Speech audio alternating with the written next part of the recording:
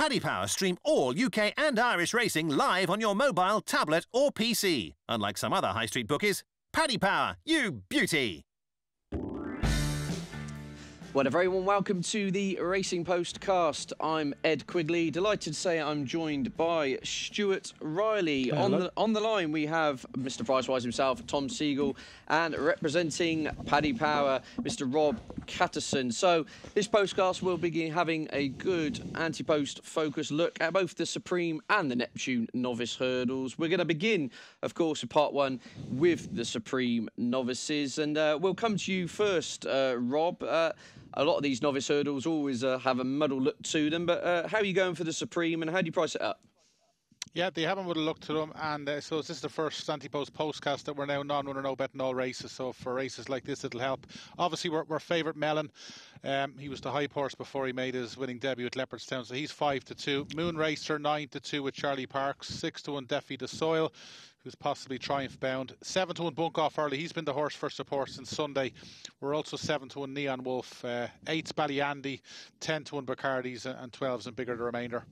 Stu, we'll come to you first. I suppose, 5-2 there. The market revolves around Mellon at the moment. I mean, how good is Mellon, I suppose? The straightforward answer, we probably don't know, but does he make any appeal to you at the prices?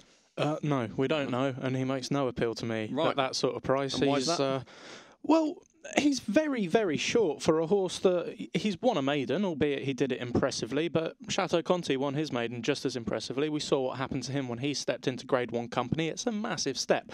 Now, all the talk is he's an absolute weapon, but there's not actually too much on the record other than, he works very nicely at home. Yeah. At this stage, with Duvan, Ruby had already compared him favourably to Forheen and Vorteur, and I just think he's not done as much as them. We've not seen as much from him, and yet he's priced up as if he's as good as them. I've taken on all four of Willie Mullins' good things in the Supreme, and it's cost me more than it's won me. It took a horse as good as Altior to break his hold on the race last year. So if Willie Mullins says this is his Supreme horse, it probably does pay to listen. But at that price, I can't get involved. Yeah, I suppose, Tom, it is a case of looking at prices now. The price doesn't appeal on what he's actually achieved, but Mellon could just be a superstar. Well, he could be, but Altior was 4-1 when he started. Starting price was 4-1 when he won it last year.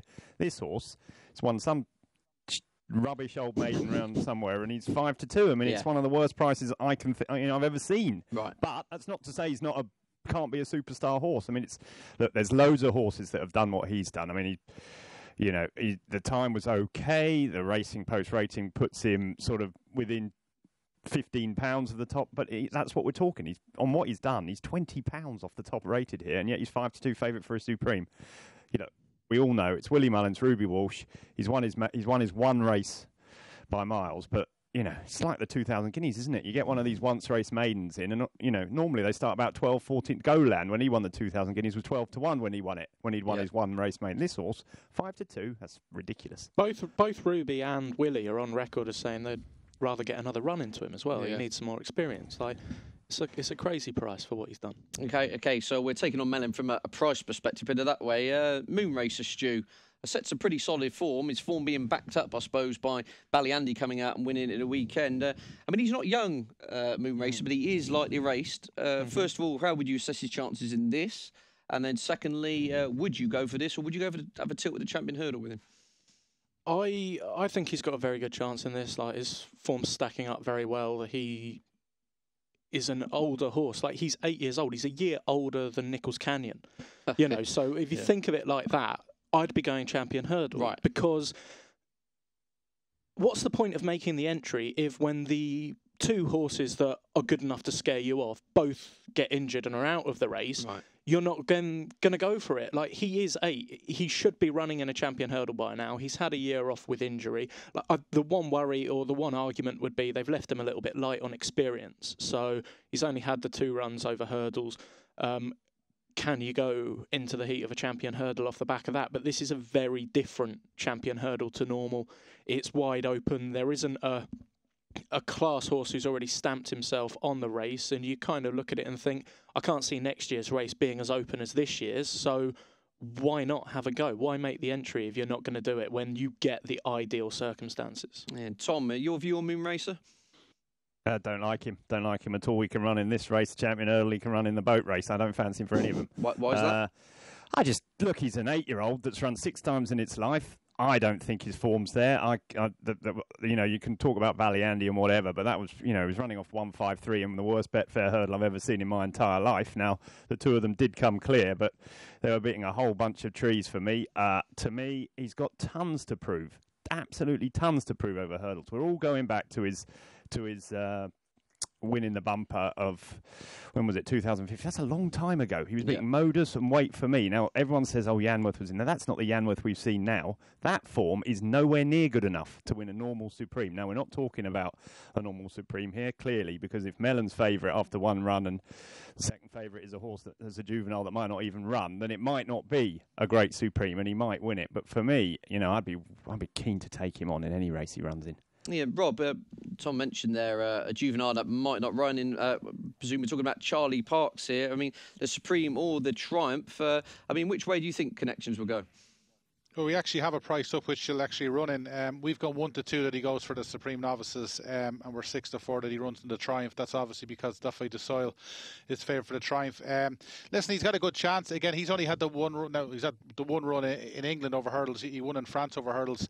I think they've mentioned the Adonis, which is generally a Triumph hurdle trial. But he was impressive. But he's got to. We've got to see him again. And just on Mellon, obviously the lads were saying he's only had the one run over hurdles. You've got to go back 25 years for the last horse to win a Supreme that went there with just one run over hurdles. That was Flown. That tells you need experience to win a Supreme Novices, and there's no doubt about it. Just obviously the way things have gone the last few weeks with an awful lot of horses and a lot of anti-post bets gone. This lad will be 7 to 2, 4 to 1 on the morning of the race. So if you haven't backed them already, you'd be crazy to back him at that price now, because this day 4 weeks, obviously opening day, everyone will be taking each other on, and Barry comes out and done something special in that time. You could nearly get twice the price, but you'd have to take on Mellon, and you'd have to take on the ones towards the top of the betting on what we've seen. I was just saying, a lot of negativity on air, negativity about those towards the top of the market. No. Can I give a thumbs up for Charlie Parks? I was going to come back to Tom. I've got to give a massive thumbs up for him. I don't think I'd be more impressed by any horse all season than I was at Kempton. If you look at the Racing Post ratings, top speed ratings, he's £20 clear of Mellon on both of them. He's going to be getting £8 off him if he runs in the Supreme. Do you think he'll go this route? I think it depends on the ground. But I think ideally this is the way they'd like to go. The Triumph is a much stiffer test. It's over a furlong further. I think he's a quick horse. Nicky Henderson was on a blog the other day saying he's not sure he's as good as Altior, but he's at least as good as Beauvardere, and Beauvardere's favourite for the Champion Hurdle. This is a seriously, seriously good horse. If he goes for this race, I don't think there's a horse in the field that can give him £8. But whether he goes for the race is the problem we've got now. I know the boys there are going, Paddy Power going non-runner, no bet, 9 to 2. I think you get 9 to 2 on the day if he runs, knowing if, and you'll know if he's running or not. So whether he's a bet now, I don't know. But I think if he runs and the ground's good, I think he wins by daylight. Right, okay, then that's blown that negativity out the window. Stu, Charlie Parks fan? I'm a massive fan of the horse. I can't have him for this race, and the reason is the Supreme and the Neptune are the two most misunderstood races at the entire festival. You might want to tell because I'm about to geek all over you. I do like this, You've got this geek sheet right? With a load of bullet points. Go on, far away. This is slightly complex. I had to make some notes for this, right? The Supreme is run at a brutal gallop. Its 10-year top speed average is 150.3. Right. The Champion Hurdle is 152. So it's run at a real good clip. For young horses, inexperienced horses, it's a really tough test. It's all about stamina. You look at Menora, Alpharoth, Champagne Fever, Vorta, they've all run really well in one race, and it's the King George. That's the type of horse you're looking for. The Neptune, it's 5 furlongs further. It takes over a minute longer to run, but it's far more of a speed test. Altior is the first horse in the last 5 years to be quicker from 3 out to the finish line than the Neptune field. They finish much quicker in the Neptune than they do in the Supreme. So it's far more about speed. If you look at it, its top speed average is 129.3. They go much slower. And the likes of Pedlar's Cross, Simon Sig, the new one, Faheen, Windsor Park and York Hill have all raced over 2 miles subsequently. Like Istabrat card used. Exactly, yeah. Willie Mullins is the one guy that seems to have worked these two races out. The year he came with Vorter and Forheen as his two novices, he put the future King George and Gold Cup horse in the Supreme, and he put the future champion hurdle horse in the Neptune.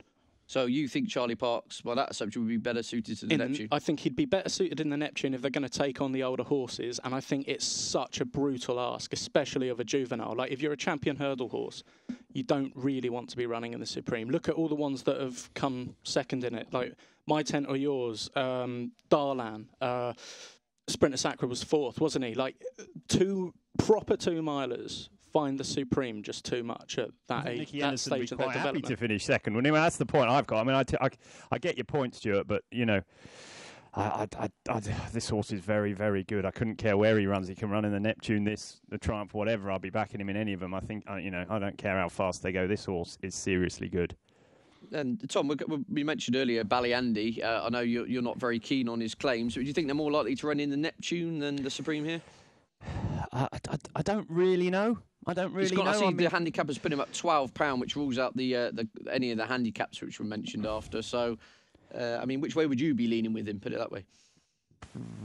I think I don't know really. I've never been a great Ballyandy fan, so he's not really a horse I have much affinity with at all. I thought he was okay on Saturday. I thought him and Move of the Times were, as I say, I thought it was a terrible race. I thought the two of them were probably £12 well in, as it proved, as the handicappers said.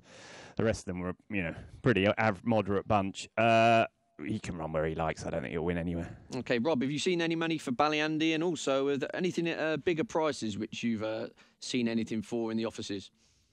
Yeah, well, obviously we cut Ballyandy after Saturday. It looked as though he was possibly going to be more Neptune bound, but Nigel has said this is the race, so he's 8-1. Bunkoff Early, as I've already mentioned, has been the horse since Sunday. He travelled like the most likely winner when things probably didn't go his way on ground he wouldn't have liked, so he's been the mover in the last couple of days. Outside that, it's really been quiet towards the other end of the betting, but they've been the two obvious movers because of the obvious reasons. Okay, and Tom, I mean, I quite like Bunkoff Early. I thought he in being beaten in the Deloitte, I thought that was absolutely cracking run. One of the best bits of form on offer, considering I think 2 miles and better ground to suit. But come on, have you got something for us double digits to throw in? I like a horse of Nicky's Consul Dete, but he's obviously had a bit of a problem, so I'm a bit worried about him now. I think his form with Brain Power is miles better than the Betfair Hurdle form. I thought we would have won on Saturday. I thought he was a really good bet, but he didn't turn up with an injury, so I don't know where he's going now. Also, I'm not. You know these horses better than me, Ed. High Bridge. I liked him at Newbury the other day. I think he's a much better horse than he showed in the bumper last year behind Ballyandy. I thought he was impressive the way quick and clear in the race Alpha Off won a few years ago. Yeah. I could see him going well. Better ground would suit, wouldn't he? Yeah, I think so. He's the type of horse I like for the race. Whether he's quite good enough, I don't know. But going back to the Irish, I think they're a mediocre bunch this year so far on what they've done. In my opinion, I think the British novice hurdlers are miles better in all forms than the Irish. We've got, obviously, Mellon is a strong favourite here, but he's only won a maiden. I think the rest of them are pretty moderate, to be honest. I'd have the English over them at the moment. Okay, Stu, your view? Anything bigger prices? It's not, well, he is a big price, but he's not a big price with the firms that are non-runner, no bet. I'll cry if they don't run Finian's Oscar here. Right. The Supreme is tailor-made for him. They've already gone on record as saying they see him as a staying chaser in future. Like, he's not a turn-of-foot horse. He's a galloper. The way he runs, the way Ruby's run the Supreme in recent years, go out front, wind it up, just keep winding it, it would suit him down to the ground. I'll cry if he doesn't run in this race. He's tailor-made for it. Well, it's interesting you should say that, because Joe Tizard on the opening show the other day was saying he'd be worried about 2 miles on spring ground, whether they'd be taken off his feet. But in subsequent win at Exeter in an egg and spoon race recently, they seem to be slightly more sitting on the fence as to regard to the Cheltenham Festival target. I mean, put it this way. I mean, would you back him for the Supreme with a non-runner no bet proviso? Or would it be a case you're just... he's 8-1 non-runner no bet. Have you backed him? I have. Yeah. But I think, put it this way, I think he'll come down the hill, he'll turn for home looking really dangerous if he runs in a Neptune, and he'll get done for a turn of foot up the hill like Yanworth did last year. I can't see him winning a Neptune. I can see him finishing second or third. I can't see him winning it. I can definitely see him winning this. He's much better suited to it. Right, that's interesting. So I was going to say that will bring us to our Supreme Novice Hurdle selections, and we'll go with you then, Stu. Yeah, Finian's Oscar non-runner, no bet, 8-1. Fantastic. Tom? Charlie Parks for me. Charlie Parks and Rob Catterson. Yeah, Bunk Off Early is the horse that obviously impressed an awful lot of the weekend. Just as a forgotten horse in this, obviously we're non-runner, no bet, and you can take a stab in the dark at a couple of horses, but Senna Walk was the horse that everybody seemed to be talking about towards the end of the summer. I'd given up on him after he disappointed, but he's still in the race and he's in training, and I just wonder if he was out maybe this weekend or the weekend after, that fact Willie hasn't given up on him. Again, non-runner, no bet. You can take a chance with big priced runners, but Bunk Off Early was an eye catcher for me at the weekend. Right, that's interesting. Yeah, I'm a Bunk Off Early fan. Actually, I like to throw in one at a big price. I never forgotten horse who's on the back burner, but Jenkins. Seen the bulletins of him seem to be fairly positive recently, and he was all the rage at one stage. He was joint favourite for the spring going back 2 months ago. If a non-runner, no bet price on Jenkins, I'd be very interested if he made the gig. But no, thanks for that, gents. And coming up after the break, we'll be having a look at the Neptune. Let Paddy Power help you get Cheltenham ready with their new and exclusive Cash Card Plus. Get instant access to your winnings at ATMs, online or even in your local supermarket. 18 plus, gambleaware.co.uk, T&Cs apply. Join us on the Racing Postcast. We'll come to you straight away, Rob Catterson, the Neptune Novices Hurdle we're looking at now. And how do you price this one up? Yeah, again, we're non-runner, no bet. The aforementioned Finian's Oscar is the 3-1 favourite. 4-1 Neon Wolf. That shoot, he's not going to run. He's 5s. Mezir de Zobo's a 7-1 chance. We're 8-1 about Let's Dance and Bacardi's and Ballyandy. It's 10s and bigger the remainder. Are you seeing any money this week for anything in particular? Mezir de Zobo, even though he struggled to win the other day, he was actually beaten the other day. He's actually come in price for strange reasons. Monalee's been well backed. He'd be one of the bigger losers in the book, and Let's Dance has been well backed since she won at Leopardstown a couple of weeks ago. And Tom, we'll come to you regarding Finian's Oscar. Stuart Sawley put his argument for him running in the Supreme. I mean, what's your view on him? I like him. I think he's okay. I don't think he'll win a Neptune, a Supreme, or any hurdle race at Cheltenham Festival, in my opinion. But I like him as a horse going forward. I think he's a bit of a lummox myself. I think he's a big, long-striding type of horse that, I don't know, he's not for me round Cheltenham. Well, speaking of horses which have been described as chasers of the future, I suppose Neon Wolf has been given that kind of tagline, hasn't he, Tom? Neon Wolf again, the Supreme, the Neptune, skip Cheltenham altogether. I mean, what would be your take on him? Very few horses with his sort of profile and his sort of price tend to skip Cheltenham, don't they? I know Jessie's doing it with one of that Novice Chaser of hers, but I think they'll end up running somewhere. I don't, normally the safe ground. He's one I like for the Neptune. I equally like him for the Supreme. I have no idea where he'd go. I'd probably run him in the Neptune simply because you give him more time. I know your man there, Stuart, says it's a quicker race, but I think to begin with, he gives him more time to get him into his jumping rhythm. I think he's a good jumper. I like him a lot. Whether he's a Neptune winner, on the fence, but I think at around 6-1 or whatever he is, 4-1, not on runner, no bet. He's a shot. He's a player, but there's plenty more. I mean, this is one race you're looking at, and you've got the first two in the market might run in the Supreme. Bacardi's might run somewhere else. Ballyandy might run somewhere else. Death Duty's going to run somewhere else. Yeah. Willie's talking about Let's Dance in the Albert Bartlett or a Mares, and then you only got one that's certain to run, Mezir de Zobo, and he was beaten the other day. Yeah. It was a good run. He was giving £8, but it's not a Neptune winning run. He'll have to improve on that to win. So it's wide open. There's plenty. This is the one race that I think the market's could be anything come the day. Right, well, this was going to say then, following on from that, in regards to the, 7 of the last 11 winners have been trained in Ireland. You mentioned likes of Death Duty, Augusta Kate, Let's Dance, Invitation Only, who's due back this week. Which ones do you actually think will turn up in this contest? God, no clue. Absolutely no idea. No idea. No idea. I mean, Willie doesn't know, does he? I mean, they're all Willie. You're looking at the prices there. Bacardi's, we know Death Duty. Rob's just said he's likely to go. Let's Dance. Rich Ritchie's on record of saying it's the Albert Bartlett or the Mares. Invitation Only was pretty average the other day. Augusta Cates took a heavy fall. She can go in the Mares. I really think it's wide out. I think Monalee might run. Right. But do I really fancy Monalee at 10-1? Not so much. I mean, as I say earlier, I think the Irish novice hurdle form Yeah. is really, really weak. I don't want to be with any of them at what I've seen at the moment. Things might change. Right, Rob Catterson, do you have a sense of who's going to be the Irish protagonist in the Neptune, shall we say? Like when you look at the betting, like obviously the top three in the betting that look like running are all English trained, and then you've got Let's Dance and Mellon, who possibly could go elsewhere. Monolly, like of the top 10 in the betting of that are Irish trained, Monolly looks the only more likely runner.